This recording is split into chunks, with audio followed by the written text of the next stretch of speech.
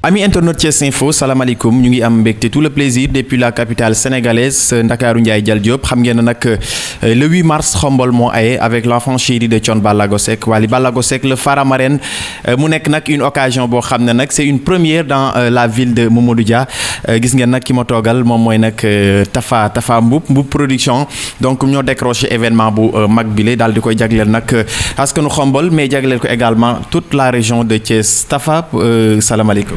waaleykum salaam Ahmadou ñu ngi lay nuyu di la jox sa wàccuwaay di nuyu mbokk internetu Thiès Info yëpp voilà je me présente c'est Moustapha Mboup représentant de Mboup production. alors Mboup production def na lu jaloore def na lu rëy parce que lu toll ni 8 mars ku ne xam na ne date bu exceptionnelle la date boo xam ne la dañ ciy sargal jigéen mais date la boo xam ne également Wally Ballago Seck dafa am lu mu ci doon dëgg ren nag Mboup production décroché événement bu ñu toll Wally Ballago Seck l'enfant chéri de Thione Ballago au cœur de la ville de Mamadou Dia à Xombol stade municipal le 8 mars événement bi Mboup c'était pas évident. waaw gis nga comme ni nga ko waxee rek voilà décroché Wally Ballago Seck ak fi mu toll ak calibre am loolu moom mënul évident mais mënul jafe tamit ku dëkk ci dëkk bëgg dëkkam bëgg ko indil qualité ñun foofu lañ jaar rek ba jaayante def ci suñu force yëpp ba am jour le 8 mars pour Wally Ballago Seck à Xombol. wax mu tuuti ci Mboup production. waaw Mboup production est une bande de copains bu réunir waxtaan. wut benn label tuddee ko Mboup production sama sant moom la ñu porté mu porté label bi mais cela ne veut pas dire que ni kenn nit moo ko moom ñi ñëpp ñoo ci am seen ay xalaat génne ko ci ñu koy doxal ba heure bi te vraiment wane nañu suñu bopp ci tabaski bi parce que on a eu la chance d'amener Kéba Seck à Xombol jour bu tabaski boobu la ñu lancé Mboup production après ci la ñu bëgg a faire plaisir à la population xomboloise ci la ñu décroché Wally Ballago Seck pour continuer rek ci liggéey bi. kon bii mooy deuxième événement bi. waaw c'est le deuxième événement de Mboup production. mais Mboup jógee ci Kéba Seck xëy na ñu doon xaar par exemple Mboup production dem ci yenn artistes mais juddu sa premier événement jékki-jékki rek soobu événement bu toll ni Wally Ballago Seck. waaw mais c'est du lourd on sait que c'est du lourd mais puisque nous ne sommes pas légers te on se réclame pas être léger lourd rek la ñuy mën indi moo tax voilà comme que showbiz du Sénégal ni mu demee Wally Ballago Seck bu nekkul ci kaw tamit bu ñu limee benn dañ ko ciy teg ñu bëgg a indil dëkk bi qualité moo tax ñu indil waa Xombol Wally Seck. noonu la demee. ñu bëri ñu gëmuñu ko quoi parce que ñu bëri ñu ngi naan non Wally Seck à Xombol moom dama lay bàyyi nga confirmer. C'est un rêve qui est devenu réalité ñun on a réalisé le rêve de toute une jeunesse la jeunesse rêvait de voir Wally Seck en spectacle à Xombol te bu fekkee ni da nga créer benn affaire bëgg rendre hommage sa dëkk mënoo def lu dul ay challenge loolu moo tax ñun ñu def comme challenge indi leen ki nga xamante ni ku ko amoon Sénégal jël. noonu loolu moo tax ñu di Wally Ballago Seck. ce n'est nekk quand même deuxième événement bu Mboup production ak l'enfant chéri de Thione Ballago Wally Seck ak Xombol loolu je pense que ne Xombol waxuma la Xombol sax mais toute la région de Thiès ñu ngi xaar loolu mais Mboup lan mooy sa relation ak Wally Ballago Seck quand même. waaw mais c'est des relations humaines comme. toutes les relations rek yi nga xamante ni ay nit ñoo koy seq quoi relation boobu la ñu am mu nekk un frère nekk koo xamante ni dafay déglu nit nekk koo xamante ni boo amee ay rêve pour sa dëkk daf la ciy épauler man kooku laa taseel moo tax lépp yomb ma. jaay na ne millions yi bari na ci.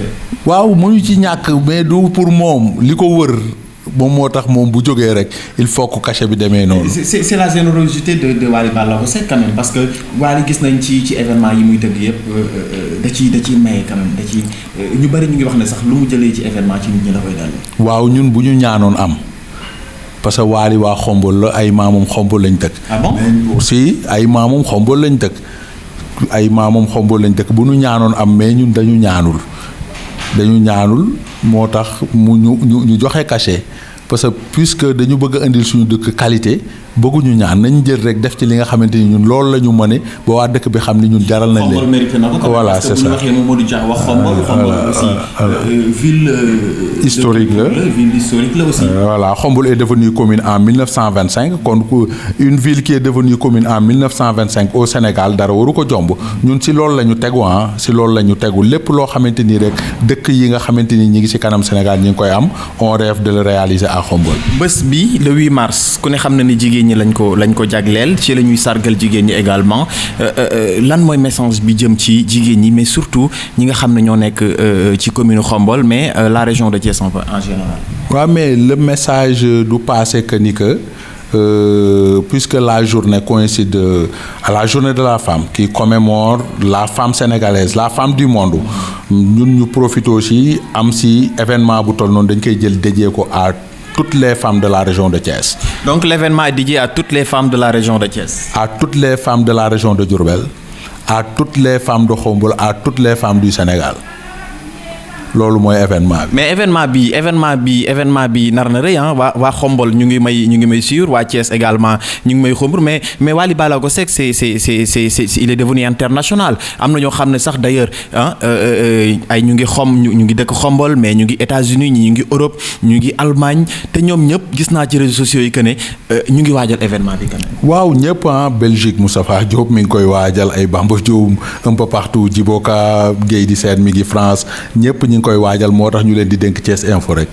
lu si waay bëgg a xam rek na nga jaar ci Thiès Info ay góor a ñak ñëpp nañ jaar Thiès Info rek. ñi nekk diaspora bi kenn du des. kenn du des ñëpp ku mënul ñëw say tànk yegg siwul. dégg naa sax gars yi vol spécial lañ bëgg a jël. jeex na tàkk parce que gars yi namoon Khombole nekkoon ci diaspora bi aussi nam Khombole occasion la pour ñu ñëw ci événement. c'est l'événement qui est ainsi noonu la dayoo bi toll xam naa ni Wally moom bu jógee ñëppay jóg. Wally bu jógee ñëppay jóg. voilà. événement bi fan lay xamee exact ci Khombole stade municipal bi. waaw c'est au stade municipal xam nga Wally Seck évidemment xajul fenn fudel stade.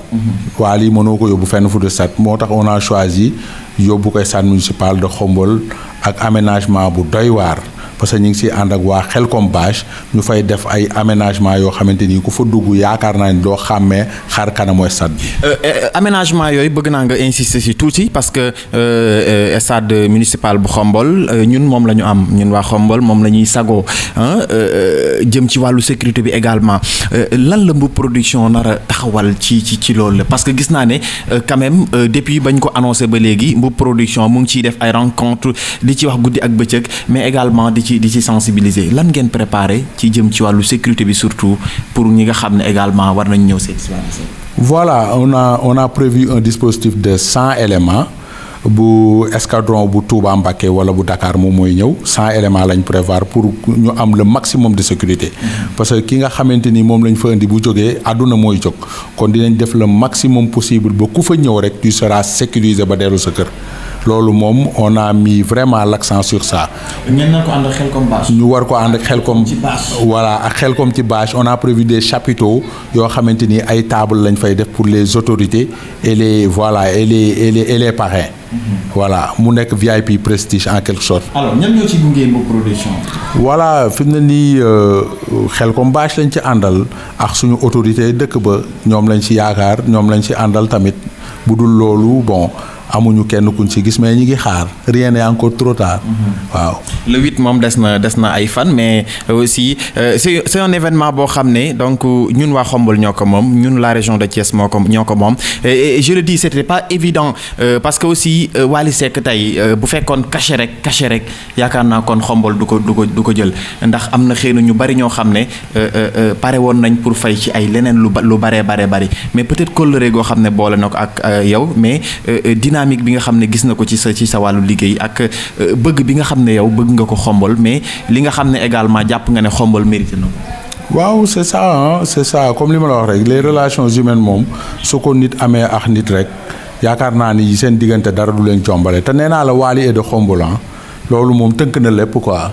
kon Wally mënul jombale waa Khombole dara te ñun ñi nga xamante ni tamit ñun ñoo ko initié ragaluñu dara pour Khombole quoi.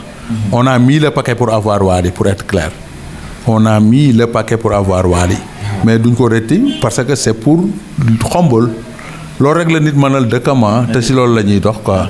voilà c'est ça. alors lu jëm ci côté ticket yi dalal ci xelu askan wi xam naa moom ticket yi moom du cher même bu cheroon sax jaral na ko waa Khombole ak vision bi nga xam ne am nañ ko ci Mboup Production. waaw mais ticket yi moom c'est bon yaakaar naa allégé nañ ko ba nga xamante ni kon ñëpp dinañ si jotee parce que entrée stade bi c'est 5000 francs am nañu ay VIP 10 000 francs.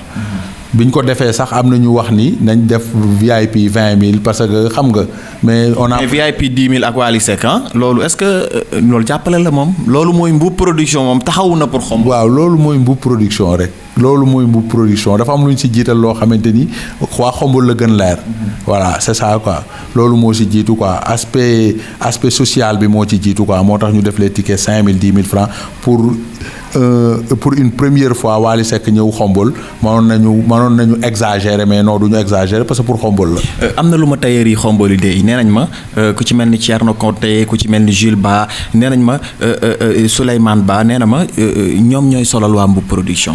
tailleur yi aussi mais Jakarta maa ne aussi ñu ngi waajal lu garaaw pour Xombol. waaw xam nga les tailleurs de Xombol on est en coproduction ak ñoom. parce que ñun bis bi dañ ko ubbi. les Jakarta man les tailleurs ñi nga xamante ni les chauffeurs les mareyeurs amul kenn ku ñu épargné ci bis bi surtout les tailleurs de Xombol yi nga xamante ni ñoo nekk ak ñoom en coproduction nga xam ni bi bis bi mu commencé ba tey bàyyiwuñu bi mu commencé ba tey il se donne comme pas possible pour la réussite de l'événement ñoom gàccee ngalaama mention spéciale au Jakarta man mention spéciale aux tailleurs de Xombol et aux mareyeurs. kon rendez-vous est prévu pour le 8 mars au stade municipal de Xombol avec Wally Ballago Seck.